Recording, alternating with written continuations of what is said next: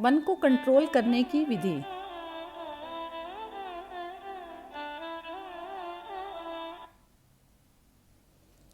मन को नियंत्रण में करना एक दिन का काम नहीं है, बल्कि इसके लिए नियमित और व्यवस्थित साधना की आवश्यकता होती है।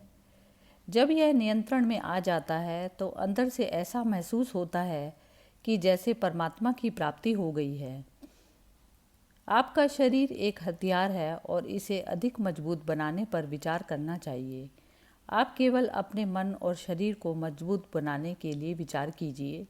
इससे आप जीवन के महासागर को पार करने में सक्षम होंगे। अपने आप में एक मजबूत विश्वास आपको धार्मिक बनाएगा।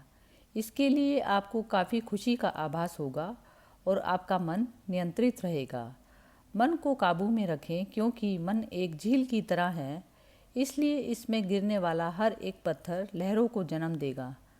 ये लहरें नहीं दिखती कि हम क्या हैं। चुपचाप बैठो और मन को भटकने दो जहाँ वह जाना चाहता है, परंतु आप अपने आप पर एक दृढ़ विश्वास रखें कि आप अपने मन को सभी दिशाओं में देख रहे हैं।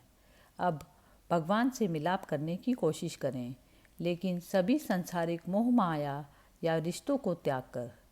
कुछ समय बाद आप देखेंगे कि आपका मन शांत झील की तरह शांत हो रहा है। यह मन की भटकने की गति को धीमा कर देगा। प्रत्येक दिन इसकी साधना करें और अपने आप को पहचानें। समय के साथ साथ आपका मन आपके नियंत्रण में होगा। मन को प्रफुल्लित लेकिन शांत रहने दें। कभी भी इसे ज़्यादा भटकने ना दें, क्योंकि इससे ध्यान भ्रमित होगा। ध्यान का अर्थ है कि आपने अपने मन पर काबू पा लिया है। वह मन सभी आने वाली विचार तरंगों और दुनिया भर की मोह माया से निजात दिलाता है। इससे आपकी चेतना का विस्तार होता है। हर बार जब भी आप ध्यान करेंगे तो आप अपने विकास के पथ पर अग्रसर होंगे।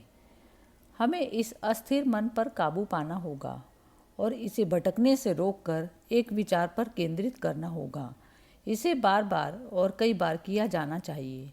इच्छा शक्ति के द्वारा हम अपने मन को काबू में कर सकते हैं।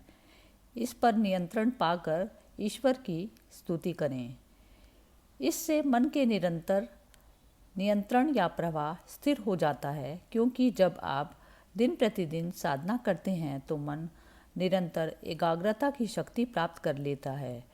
बाहरी और आंतरिक सभी इंद्रियां मनुष्य के नियंत्रण के अधीन होनी चाहिए। कड़ी साधना के जरिए आप उस मकान को हासिल कर सकते हैं जहां वह प्रकृति के आदेशों व इंद्रियों के खिलाफ अपने मन को एकाग्रचित कर सकता है। अपने मन को यह कहने में सक्षम होना चाहिए कि आप मेरे हो। मैं आपको आदेश देता हूँ कि कुछ और ना देखो और ना सुनो। और मन भी कोई स्वरूप या ध्वनि प्रतिक्रिया किए बिना ना कुछ सुनेगा और ना ही देखेगा। इस प्रकार आप मन को कंट्रोल में कर सकते हैं।